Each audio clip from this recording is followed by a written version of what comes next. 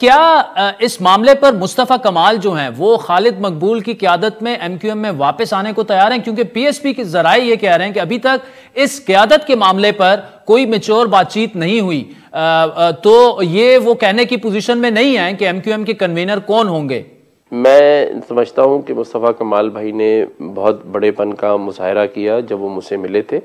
तो वो शहर कराची की तरक्की और खुशहाली के लिए हर मुमकिन इक़दामात के लिए तैयार हैं और उनका जज्बा बहुत ज़्यादा हाई है, मैं उसकी कदर करता हूं।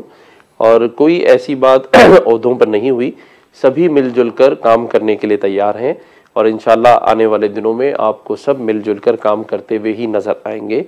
और एमक्यूएम पाकिस्तान में ही नज़र आएंगे और डॉक्टर खालिद मकबूल सिद्दीकी भाई की सरबराही में ही इंशाल्लाह सब मिलजुल कर। अच्छा ये बताएं, अगर ये तमाम धड़े मुतहद भी हो जाएं तो चूंकि बानी मुत्तहिदा का अभी भी एक नुक्ता नज़र ये है कि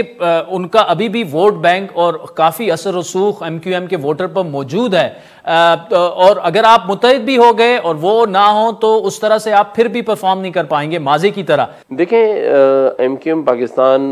बड़े अरसे से अपना काम करती आई है और आप ये देखें कि 22 अगस्त के बाद भी आज तक उन्होंने अपना जो मैंडेट था, अगर वो कहीं आगे पीछे की हो भी गया तब भी उन्होंने अपना जो लोगों के दरमियान एक रूट कॉर्स है उनका,